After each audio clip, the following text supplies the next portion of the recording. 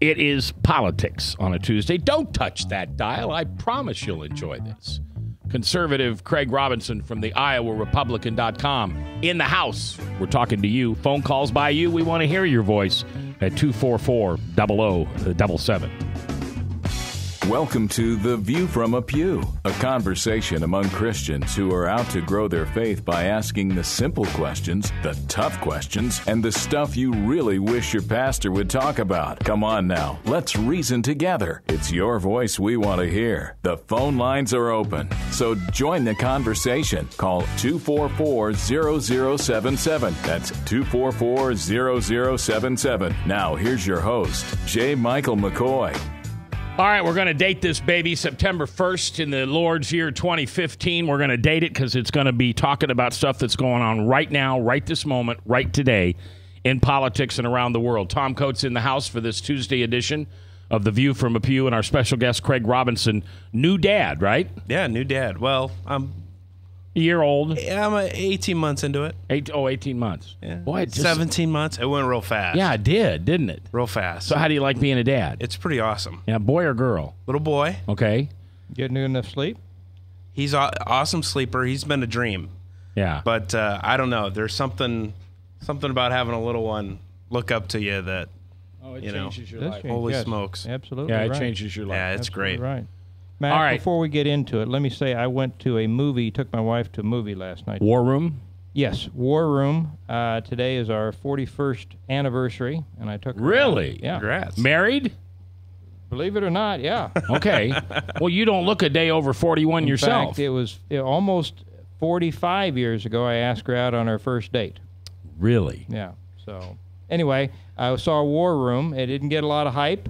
Not a lot of press. It was the second, I think, top box office movie in the country last week.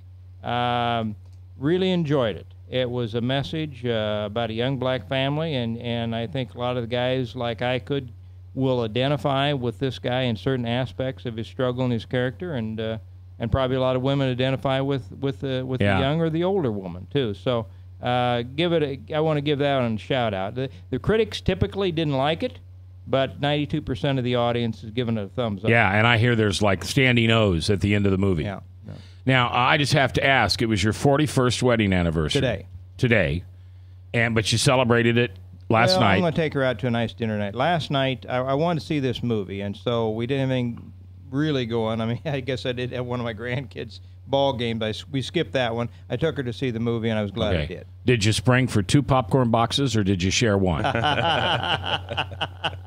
Actually, she didn't even get popcorn last night, which is unusual. Yeah, okay. Well, what's unusual here, and I don't think we've known each other for years, but tomorrow is CJ's and my 30th anniversary of when we met.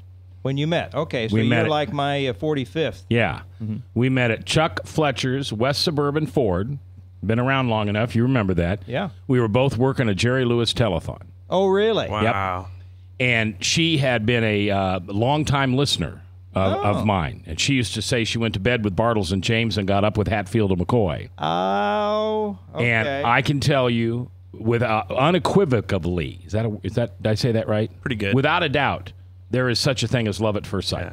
I'll never forget the moment I met that woman. Never. Well, you've got a little bit. I mean, I remember old Dick Youngs, old Youngsy. Yep. And he ended up marrying a gal. He called her a groupie to me. She'd been a long-time fan, and he ended up.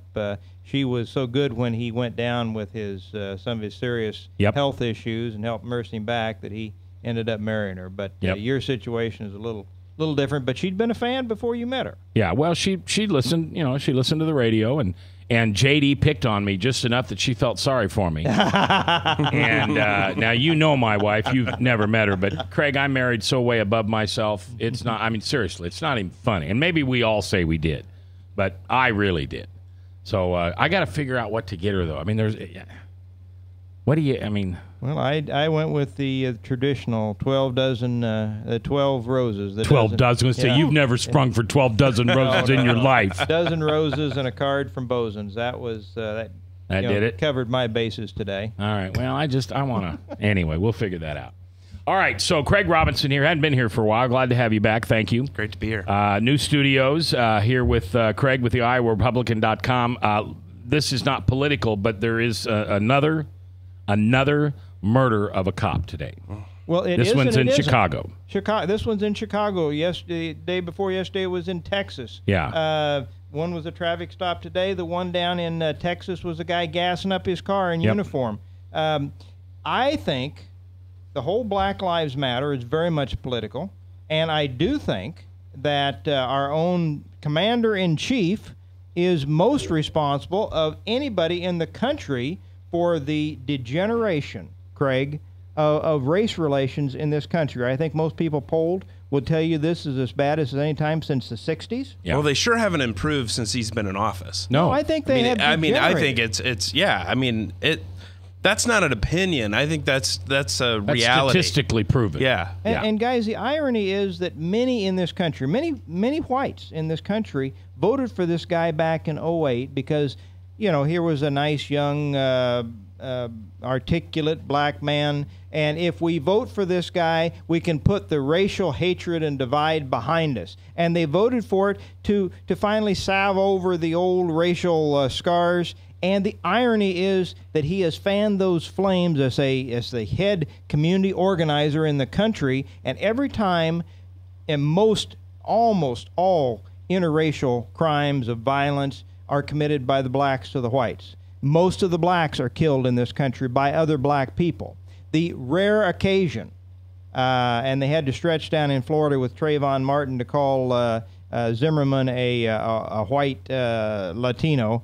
Every time you get into something like that, he gets to the pulpit. He sends the Justice Department down there. He runs in ramps up the dialogue, but not one word. Black Lives Matter. Apparently, it doesn't matter if blacks kill blacks.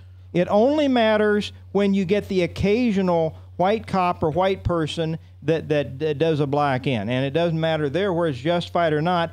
Then we ramp up the gang and the mobs, and they have a celebration a year later down in Missouri, in Ferguson, where they're going to celebrate the killing of the gentle giant. Yeah. The thing that is completely lacking in our country is an adherence to the rule of law. I mean, we have a president that doesn't follow the Constitution, that does whatever the heck he wants, and so we shouldn't be surprised that we have people in this country who feel like they don't have to follow the laws. They can do whatever they want. Lawlessness. Look at our society. It's all instant gratification, and it's all about me. Victimization, like the guy that shot the two news people the other day. Right, absolutely. He was the personification of a victim. He was victim wherever he went, and therefore it allowed him the rationale to do whatever he wanted to get back even, didn't it? Yeah. No, it's. You look at society and you just shake your head, but it stems from, I think, people look at our leaders, people look at our government, and what kind of example is being set. There is none. Really scary stuff. No, it is. And of course, this guy, they've already buried that story because he was a black gay guy. That didn't fit their narrative, so they hurry up and bury that. But the guy that went into the black church and shot those poor people, that's a news story for weeks, and they condemned the Confederate flag. And I guess the guy down the other day was flying the gay pride flag in his, but we don't hear anything about that. Do we have any idea the ethnicity of the shooter of the cop in Chicago? I don't. Okay, I don't see anything on. But I money, 5 will get you 10. That. Well, and I'll tell you this though. I have some family that's in law enforcement. In fact, about 18 months ago, a cousin of mine in eastern Iowa, traffic stop, and the guy pulled out a AK-47 and shot at him. No. I mean, this is rural Iowa. Yeah. I mean, and so the sense that, we just have, society's out of whack, and it isn't, we like to, I think when you live in central Iowa, you like to believe that everything happens out east in these big cities, but it's here too. And, our country needs an awakening more than ever. And, but we're constantly reminded, incident after incident, of just how bad our society has gotten. A disrespect for the cops. The number of murders of policemen is ramped up, especially in the urban areas, significantly this year. Disrespect for the law enforcement. You've already touched on that, Craig. How do we bring the society back? Obviously, hopefully under new leadership. We've got to get rid of Obama or anybody like him to do it. But how do you start to rebuild respect for law and order and establishment? Maybe some of that. I'll say this. I think the first thing you do, you know, we talk about people assimilating when they come to this country from other places, and America was supposed to be a great melting pot where we all come together and enhance each other.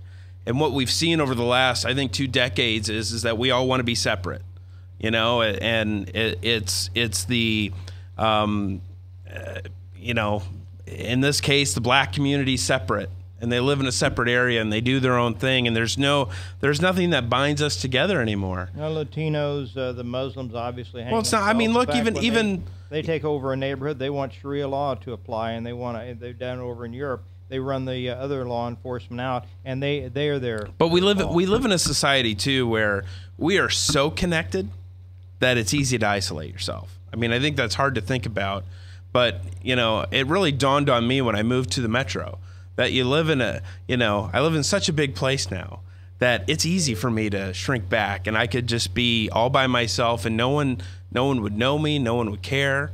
Technology is allowing you to do that easier today, Craig. But right, I mean, and that's my point, is that you can have this whole, you can create a whole fantasy life online that isn't based in reality, and we need to do things that create real relationships with people. You got to put down the phone. You got to get out from behind the computer and really interact and engage with your neighbors and the people in your church and the people in your community.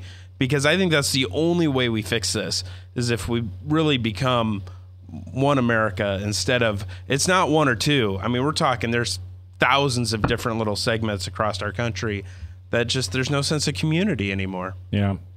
Yeah, you know, I think I've always been a political talk show host. Not a great one, but pretty good. Tom comes on, the show improves. But if I wasn't doing this show on Tuesdays with Tom, I don't know if I'd follow politics like I used to. I agree. I mean, I know I'd vote, you know, but well, I don't think I'd care like I do now, because I have to care. My audience expects me to know something when I sit down. Look, I cover it every day, right? Yeah. And I'll tell you what, I get disgusted with it on a weekly basis. And I'd like to do, you know, there's some days I'm like, I'd just like to do anything but this. Yeah. You know, it is something I enjoy. It is a passion, but, you know, there's a lot of bad with it too, that I would just, I mean, look, sometimes I wonder, you know, could my time be better spent with your daughter? Yeah. Yeah, with your I'm sure that happens. You look at her at 18 months and you think, sure, well, I'm going to go in there and spend 2 hours writing a blog, or I can sit here and play with her for 2 hours. Well, I usually, I'm playing blocks or doing whatever. Yeah, there you go. You're a good dad. All right, Craig Robinson is here. You can check out his website at iowarepublican.com. I'm looking at it now. Tell me, we got a minute. Tell me the deal with Grassley. He's said there's a lack of confirmed watchdogs. Yeah, this was a press release that he sent out, I think, last week. And so basically when you have this email scandal and all this stuff, there's nothing in our federal government that triggers a warning system. And so you're left with the IRS or any of these organizations with Fast and Furious or Hillary Clinton's email server. There's not a watchdog in government that's looking over this, that it's their job to make sure that the government that is supposed to work for us is actually doing what they're supposed to do. And so this is a move by Grassley, which has long been a mission of his, is to add more watchdogs in government. And so I think unelected, unbiased, right, exactly, unbiased. Run by who? Well, I mean, that's the question. I mean, it's going to be a government agency, but it has to be. Right. I mean, there was a push for this in 2006 after CTEC and all of those things in Iowa, that yes, we have an auditor, but maybe we should have an ombudsman that can overlook it. We think about those agencies to be unbiased, and we find out the IRS and the Justice Department or anything, but. All right, we're coming back live here on The View from a Pew.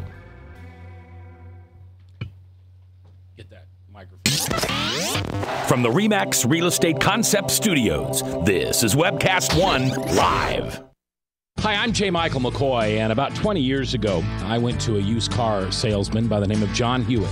He had a little shop over there on North 2nd Avenue called John's Auto Sales, and I bought a car. I found that experience to be one that I had never had before from a used car salesman. He was honest, he was dependable, he had integrity, and he did what he said he was going to do. Well, over the years, between my kids and grandkids, I purchased 7 vehicles from John's Auto Sales. And last month, I asked him to be a sponsor. I can tell you about their huge selection. I can tell you about their years of experience. I can tell you about their honest integrity. But all I really need to tell you is that I bought 7 cars, and you can trust them. John's Auto Sales, 5435 2nd Avenue, Des Moines.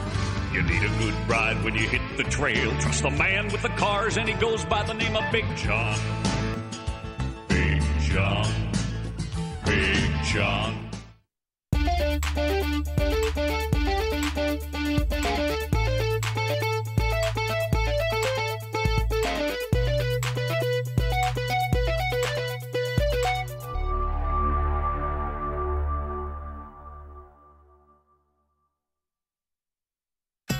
Credit cards are like grandkids. They love you, sometimes get out of control, and it's fun to get a new one. Who can stop them from piling on?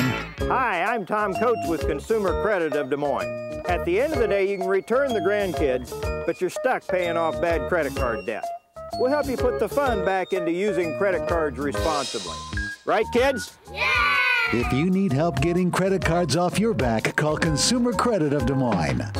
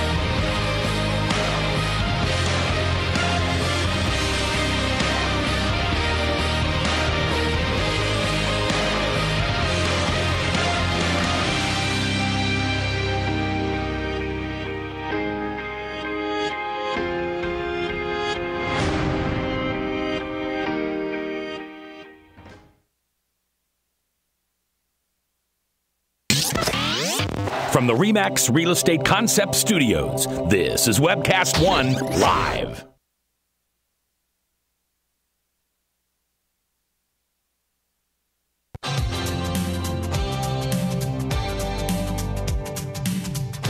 If you sit in the back pew or the front pew, it's your voice we want to hear. The phone lines are open, so call 244-0077. Now, here's J. Michael McCoy. All right, good afternoon. Smile on your face, smile on mine. We're glad to have you here. First day of September in the Lord's year 2015. I'm J. Michael McCoy, and we are here with The View from a Pew, co-host Tom Coates from Consumer Credit of America and Consumer Credit of Des Moines. And stock market, but last week when you were here, we were talking stock market. And what was that? Just a bump? Somebody forgot to take their pills or what? Mac, you know what I said last week, and I'm going to hold to it.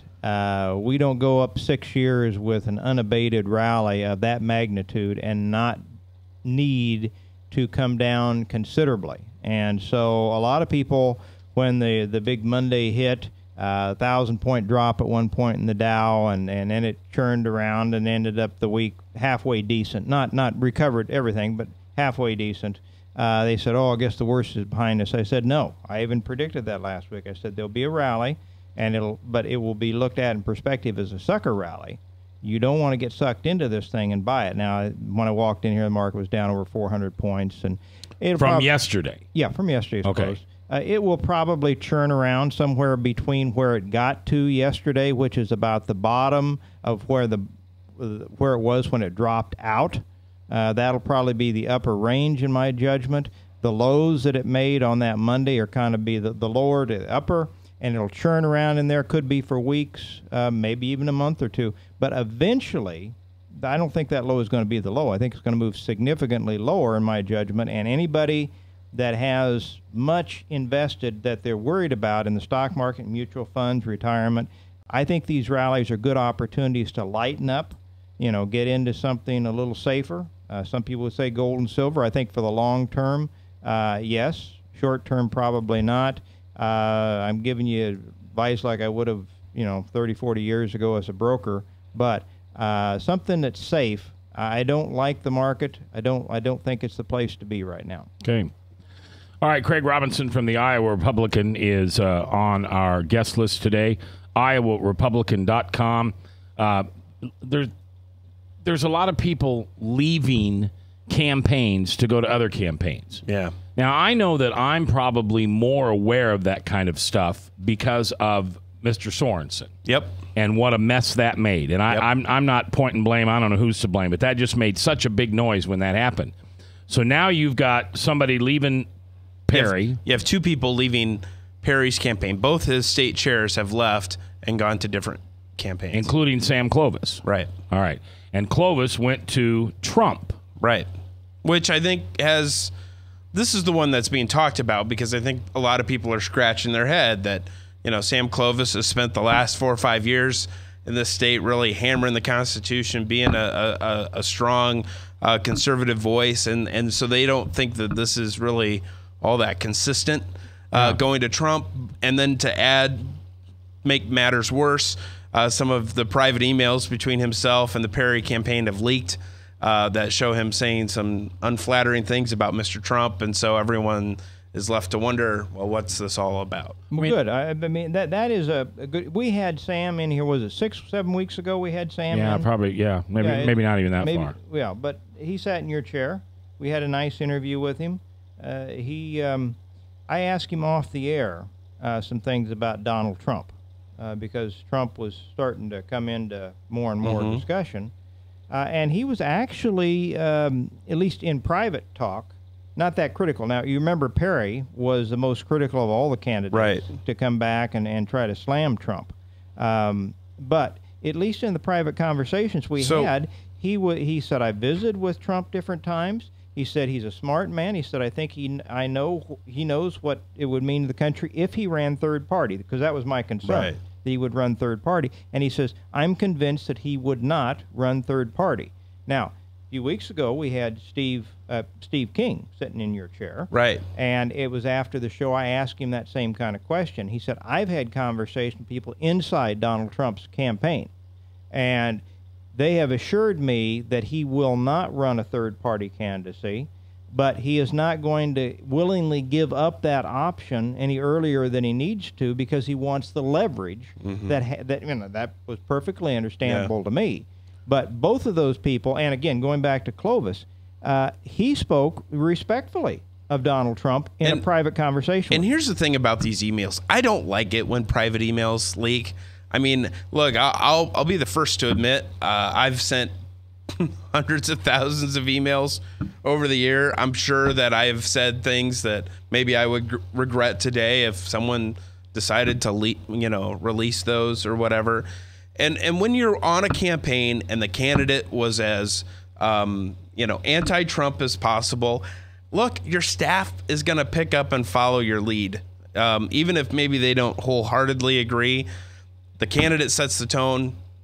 Your staff's going to follow. We keep looking for, and this isn't a joke, but we keep looking for some level of integrity. Right. Wait a minute. A higher level of integrity. That doesn't exist. That's the name of the game, is to tear the other guy down and do it as nicely as you can. Right. And so, I think that that's why I wrote an article today about, I think it's entitled, it's too bad that loyalty is such a rare commodity in politics today. And what I kind of did is I looked at both of these individuals who supported Rick Santorum in the last caucuses, and they were rewarded handsomely, I think, for their early commitment to Santorum. And my point is like, look at if they would have won at that election, like they're both going at this election cycle, they'd have missed out on it. And so, look, we don't need to be chasing wins and chasing paychecks. Find a guy or woman that you're really passionate about and get behind them and help them. Well, I want to say right out of the chute, you mentioned Kent Sorensen, and I think he was he epitomized what is really bad about politics on both sides of the fence. I didn't care for him when he was in the game.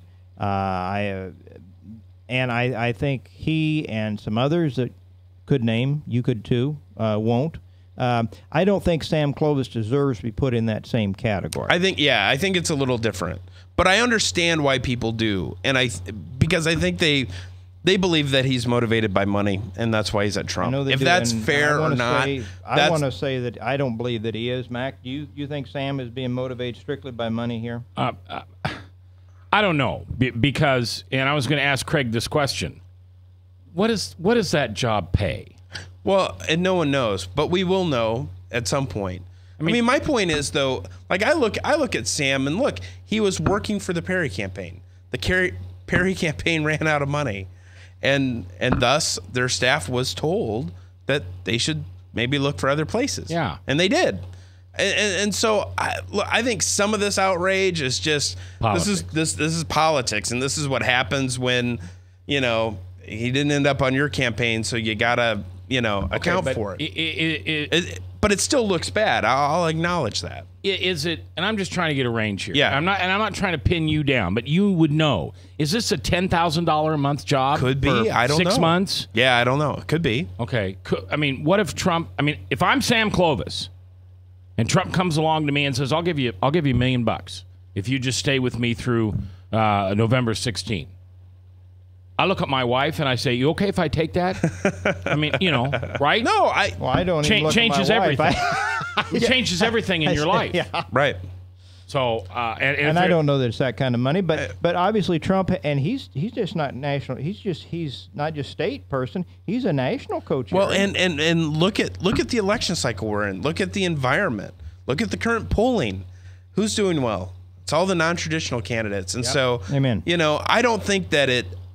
I don't like. My whole point in writing it is, and I actually mentioned Sorensen in the article today. He called me twice in the 2012 election. He called me in August. He called me more than that. But in these two instances, once in August, once in December, he talked to me about leaving the Bachmann campaign and moving to Ron Paul. And I advised him at both times. I'm like, look, I'm going to advise against it. There's nothing bad's going to happen to you for being loyal and going down with the ship. In fact, I think you can gain from that experience. This whole jumping around looking for things is different. And back to the Perry campaign, look, they stopped paying people, and the message is, hey, if you're looking for employment, you probably should start looking elsewhere. And so, look, Sam did. And I think if Sam went with someone like Ted Cruz, I don't think we'd be talking about Sam Clovis. No, we wouldn't. We'd say, oh, that was a good move. Yeah, smart. Oh, look at that Cruz campaign. They're really doing something. Yeah, they're smart. But he went to Donald Trump. And I think, then people can start talking about a whole bunch of other stuff. And you know what? He could have went to Ted Cruz for the same amount of money that Trump's paying him, and people would still say, "Good move. It makes sense to me." Well, it's just a perception issue. That's true. What I'm saying, and I know I'm prejudiced because I have gotten to know Sam. I don't think it was just about money, and I don't think that he just went to the highest bidder. I think in the private conversations, he had some legitimate respect for Donald Trump. Now, whether that's proper or not, I don't know. But I do think that Sam would not go with somebody that he did not respect in his campaign. And let's not fool ourselves. The political class is full of people who maybe make their decisions based on financial reasons and not necessarily, well, this is who I'm most politically in line with. That happens a lot. But we don't talk about it if someone chooses to work for Mitt Romney over Rick Perry or Mitt Romney over Rick Santorum. We don't talk about it then, but this is juicy, and so look, I consider Sam a friend. We've talked about this. We're going to talk after the show about it a little bit more. I don't have any malicious intent in writing what I did. I think if you're going to go work for a campaign, take this seriously. Go work for them. Go down with the ship. Go down with the ship. Goes down. The ship goes down. Greg Robinson is our guest. The ship was going down. Like you've already made, you Sure. mentioned, it's not like he jumped off like Sorensen did. There was a jumping off point that was provided to him, and he took it. That's right. It could have probably been handled better. Well, but how? I know it's tough. I mean, either Sam has integrity or not, and Sam has integrity, and he hasn't shown me anything that he doesn't. And moving to Trump doesn't show me he has any less integrity. That's the political game. Right. But I also agree with you. I can see where you're coming from. So I guess I can agree with both sides. If you're in the game and you say, this is my guy, and the guy doesn't make it, you dance with the one you come with. Right. Is the old saying that we used to have. Well, if Sam had shown open disdain for Donald Trump in our private conversation 6 weeks ago, and then he jumped to him, I would have been saying, whoa, what's going on here? But I think that's what the Perry campaign's seeing, because they have that from Sam. But again, I would look at that and say, well, you probably have that because of the environment a little bit. People were feeding him stuff. I mean, sure. It's like when we were up in Ames, a while back, and then Donald Trump made those comments about John McCain that got all the press. Yep. I didn't support those comments at that point. And Sam didn't either. That's what some of this comes from, and he gets fed in. Well, isn't this horrible? With anything with Donald Trump, I have a 3-day waiting period. Because you don't know, it could just all blow over, and then he goes up 2 points. Sam's in a the pretty poll. straight shooter. Oh yeah, look. Sam's always been. He's written for my website. When you work for anyone, it's your political capital that you're investing. Yeah. It's his, not mine. Yeah. His decision. Craig Robinson, IowaRepublican.com is my guest. We'll continue to talk about some of the things that are going on a national basis, and also maybe stick our big toe into Planned Parenthood. More headlines today. We're coming back live on The View from a Pew on The Truth, 99.3. From the RE/MAX Real Estate Concept Studios, this is Webcast One Live. I'm Brian Leach, owner of Service Legends, and my position is Chief Talent Officer. I'm Nicholas Wonderscheid. I am Bernie Hobbs. And I'm the Service Manager. Marketing Director and Client Relations Manager.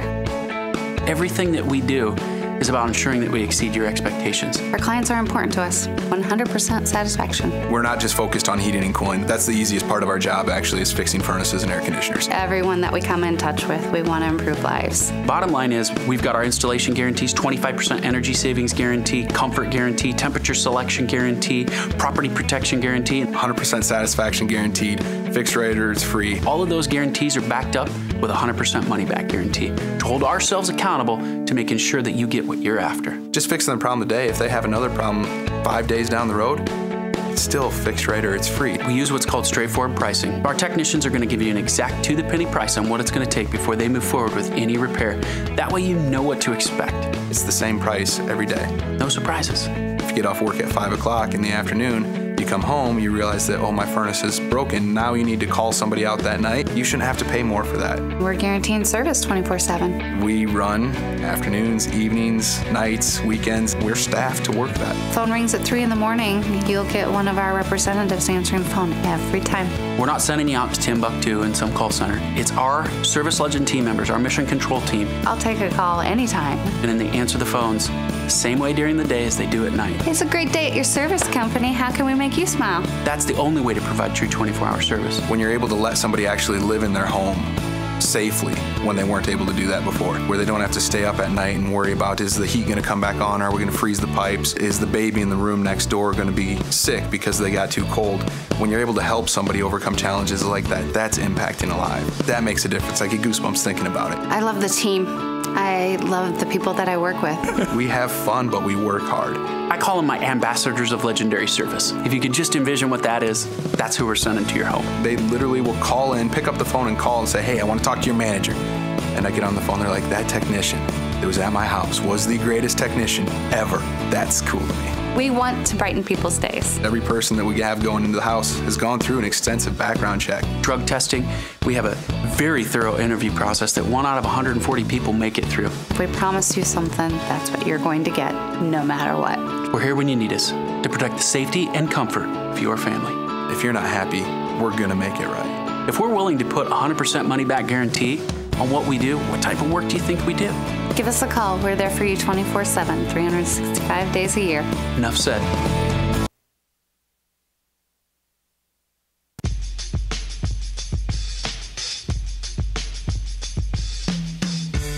sit in the back pew or the front pew, it's your voice we want to hear. The phone lines are open, so call 244-0077. Now, here's J. Michael McCoy. 22 minutes before the top of the hour, Salem Radio Network News, and then at 3 minutes after 3, the Steve Deace back in Afternoon Drive right here on 99.3 The Truth.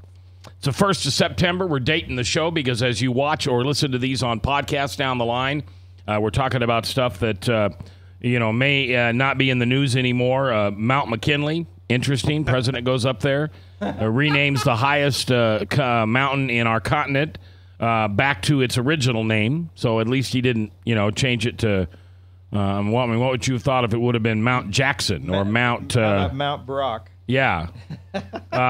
Police shooting. We've had another police shooting in Chicago. We don't know the identity of the shooter yet. They say they've got 3 suspects that they're pursuing, but a cop gunned down once again. We've talked a little bit about the vacating of staffs to other candidates. That happens every year. None of them are a big deal. But it is happening with a very prominent Iowan, with Sam Clovis. Let's talk for a minute about the other side. Hillary and these emails. Is this going to bite her, or is this just going to be one more thing that the Clintons will get around, get over, rush under the rug, sweep, whatever? I think this is all hurting her. I mean, look at her poll numbers and look at her favorability rating. And the media glosses over this, and they're all excited down at the Des Moines Register that, there's a horse race, right, in this presidential race.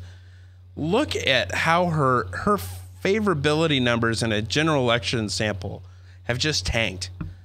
And it's not the result of there's groups running ads against her. No one's running ads against her. None of that. Her numbers are tanking because of who she is and all the questions around her. I don't think it's just the email scandal. I think it's a combination of things where it's Benghazi.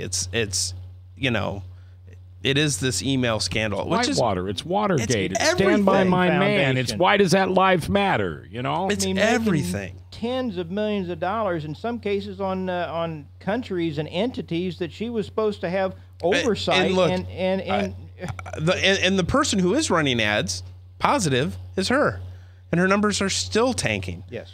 And so it's like someone asked me, well, what do you think of her first ad that talked about her mother? Yeah. And I said, what's ironic to me is here's Hillary Clinton, who's running an ad about her mother, when we have Republicans who could run that ad about themselves. And that's the difference. And I think that, look, she still doesn't really relate to people. And I think that has shown itself time and time again. And she thinks she's above the law. Share with Craig your theory. My theory. And Talk into the mic, please. Okay, I put it out quite a few weeks ago. In fact, we had Steve Scheffler on a while back, and I gave it to him, and he disagreed. But I've been thinking for quite a while that because Hillary is such a poor candidate, I mean, this was shown in 2008. That's how Barack Obama came out of nowhere and took her out. She, again, is supposed to be the anointed one. She is such a poor candidate that all of these fleas on this dog wouldn't matter if she were a better candidate. If she were like her husband, Bill. Yep. She is not. And because of that, I think at some point in the very near future, she gets a knock on the door from the Justice Department, and they say, Mrs. Clinton, we've got some criminal indictments here for you. Now, we can go one of two ways. You can either step down and support our man, Joe Biden, or you can continue. We're going to go ahead and take you down. You're probably going to do some jail time. And at that point, Joe, to try to pacify the women that'll be a little miffed that Hillary's been taken out again, will pick Elizabeth Warren as his running mate and make even a pledge, probably a public one, that he's only going to serve one term. And pave the way for our first woman president, not Hillary Clinton, but Elizabeth Warren. Now, I don't think they'll be successful, but I'm also thinking here further. First, what do you think about my theory about Joe Biden? I think this is all very plausible to me. Well, yeah, it sounds like something that would happen within this administration and this Attorney General. Oh, politics? Yeah. And we also promise you a pardon, Mrs. Clinton, because when we leave, we can't guarantee there'll be a Republican and in the this country seat. doesn't want to go through that. And so we will give you a pardon before I walk out. this whole Democrat thing, they have, we know they have very little bench. We've got a very strong bench. You need to have, the Democrats desperately need a presidential candidate that people can root for. And let me just tell you, you don't root for Hillary. I think it's impossible to root for Hillary Clinton. She's been the first lady of a state. She's been the first lady of a country. She's been a U.S. senator. She's been the Secretary of State. I mean, there's no underdog type of thing that I can root for Hillary Clinton to. Look, she's a millionaire. She's all of those things. But you know who you can root for? You can root for Joe Biden. Yeah, because you can relate to him, and the guy and the loss of his son, all of that stuff really puts a human face on an administration and what to, I mean. So is this a good reason that Republicans aren't trying to pile on at this point? Because from a strategic standpoint, we really do want Hillary Clinton as our opponent. We don't want a Joe Biden, which already the polls are showing he would be more difficult for any Republican to beat than Hillary. Do we want to set back, hope it dies down, and that she is their flag bearer, and then savage her in the general? What do you think? No, I think, look, I just think that Republicans with 17 candidates, they've got enough to worry about. And I think when the opportunities arise to swat at Clinton, they take the shot. All right, throw your headphones on because the voice, the unbelievable Frank Thomas has a comment. It won't be a question because it'll just be a statement. It's just a statement. Please give me Joe Biden. Instead of Hillary? Yes. Could you imagine a Trump-Biden general election? Oh, my gosh. Think of the... the debate would be... It'd be fantastic. Well, Craig, if you're the strategist and you could pick your opponent, wouldn't you pick Hillary instead of Joe Biden? Oh, absolutely. I mean, I think we're doing the right thing not to try to pile on now because I think we But I'd take Joe her. Biden, too. Yeah, I think, Biden, not long ago, you would have said, he's easily beatable. I think she's going to be more easily beatable. And I'd gladly take Bernie Sanders. But, Tom, wouldn't you love to run against the human gaffe machine? You mean Biden? I'm just telling you, Frank, look, I would rather run against Hillary. He's a sympathetic figure to the media. Yeah. And will be more so now than ever before. Yeah. I just hate that, though. Me too. It's not. That's just. But that's the media's game. Well, and that's the low information voter. Absolutely. All the bleeding heart liberals. Gosh, Absolutely. wouldn't that be nice if Joe could fill Bo's long lost wish that his daddy become president? Is that what the presidency's become? Is it a joke? Is it top guy, loudest guy, biggest pocketbook wins? And look, the presidency and elections in this country are a reflection of our society. Yep. It's sad. Didn't I hear some talk the other day that his other son was on that website that got exposed? The cheating website. Oh, Ashley Madison. I think I saw a piece the other day that, and he was blaming Russian agents for getting his name in there that he hadn't actually. But as somebody, I'm sure every saying, guy who's being is blaming someone besides himself. But saying the problem is that the site actually had specific information, GPS and what have you, that pointed that it was him and not some Russian agent that put him on the site.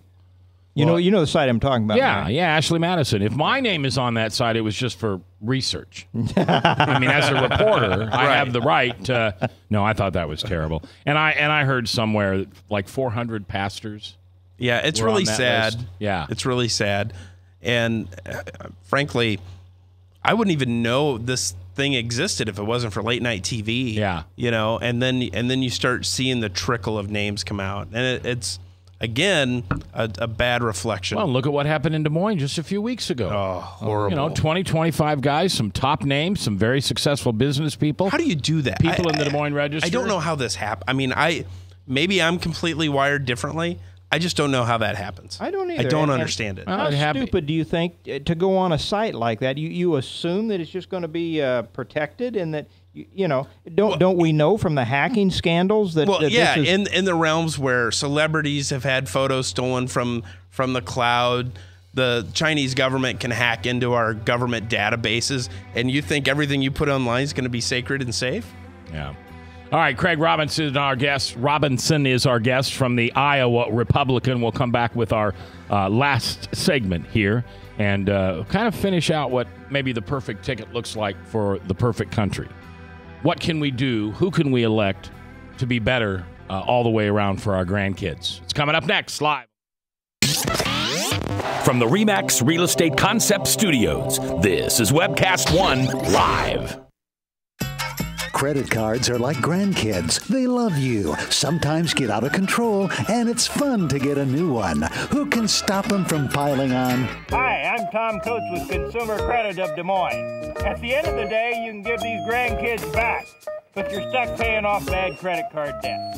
We can help you put the fun back into using credit cards responsibly. Right, kids? Yeah! If you need help getting credit cards off your back, call Consumer Credit of Des Moines. Hi, I'm J. Michael McCoy, and about 20 years ago, I went to a used car salesman by the name of John Hewitt. He had a little shop over there on North 2nd Avenue called John's Auto Sales, and I bought a car. I found that experience to be one that I had never had before from a used car salesman. He was honest, he was dependable, he had integrity, and he did what he said he was going to do. Well, over the years, between my kids and grandkids, I purchased 7 vehicles from John's Auto Sales. And last month, I asked him to be a sponsor. I can tell you about their huge selection. I can tell you about their years of experience. I can tell you about their honest integrity. But all I really need to tell you is that I bought 7 cars, and you can trust them. John's Auto Sales, 5435 2nd Avenue, Des Moines. You need a good ride when you hit the trail. Trust the man with the cars, and he goes by the name of Big John. Big John. Big John.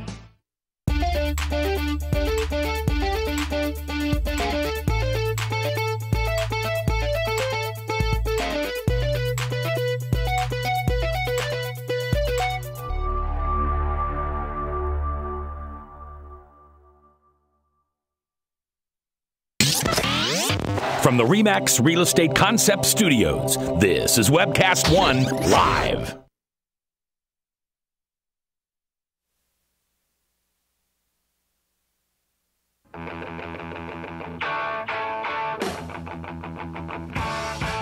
If you sit in the back pew or the front pew, it's your voice we want to hear. The phone lines are open, so call 244-0077. Now, here's J. Michael McCoy.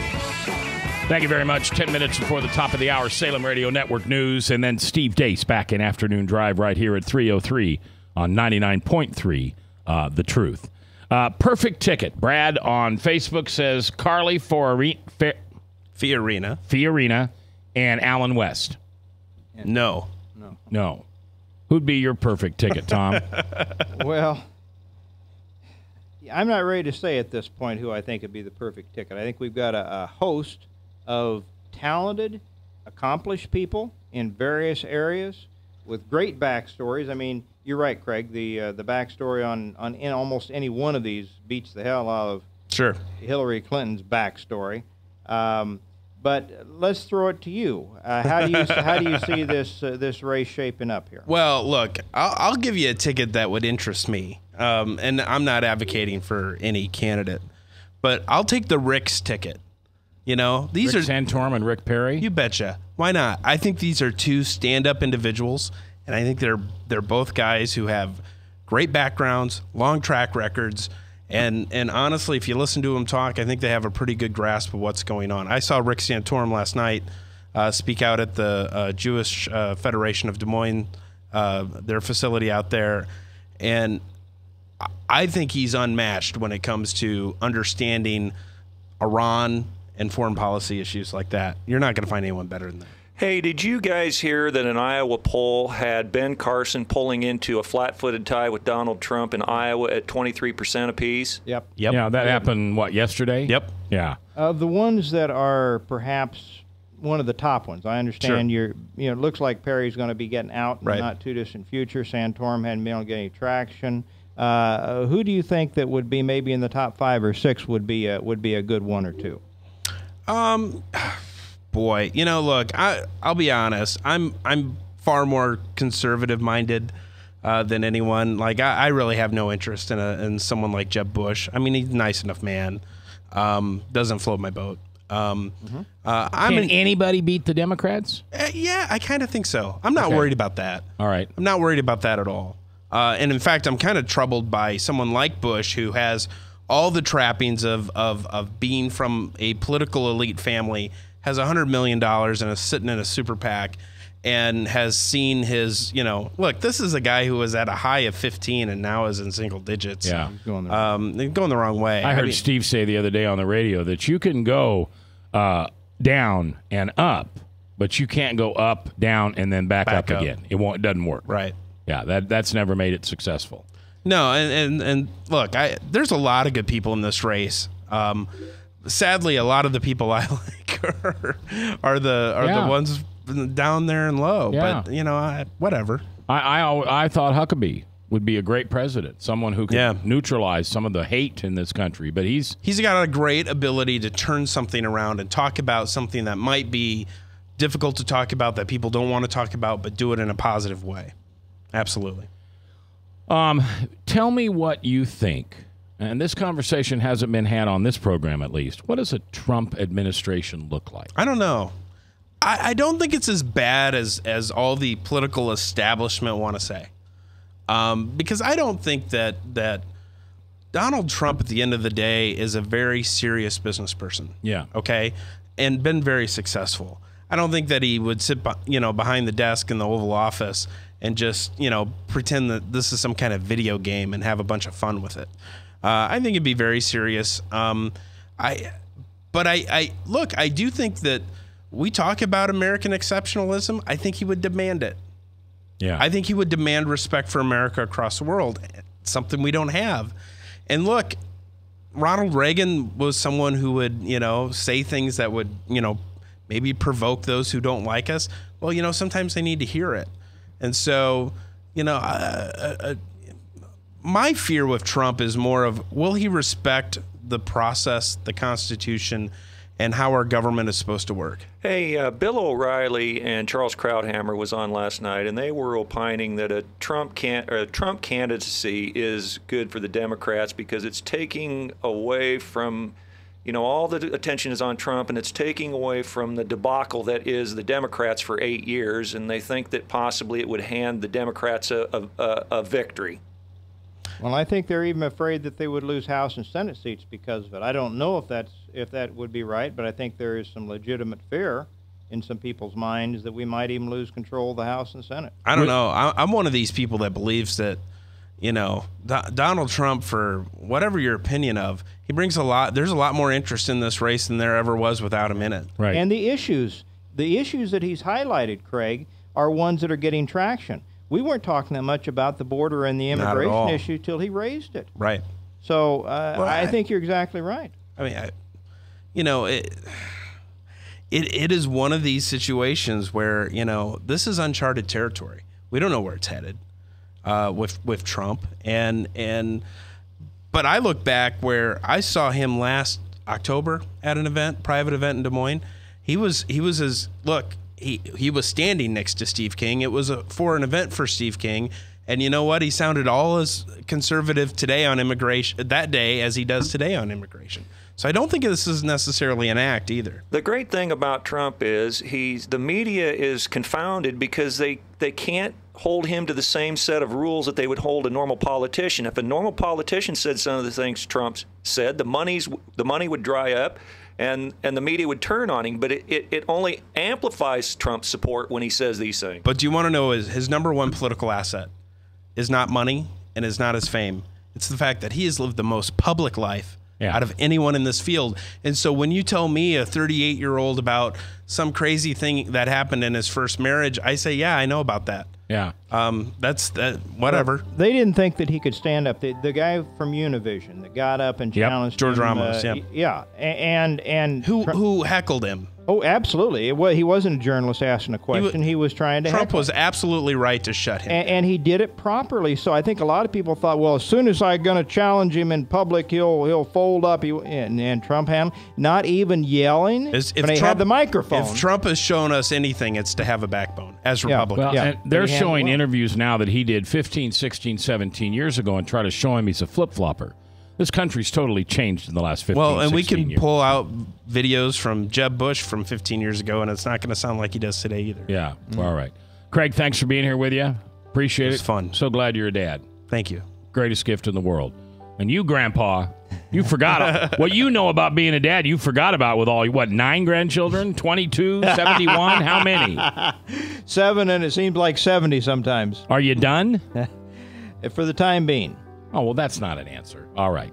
Tom Coates here. Thank you very much. Live on View from the Pew on this first day of September. I just want to remind you of one thing. We're all here by the grace of Jesus Christ. And none of us would have any hope for anything that was good in our lives if it wasn't for that personal relationship with Christ. So don't forget that. Don't get all caught up in all the garbage that the accuser makes here with politics. It doesn't mean anything for eternity.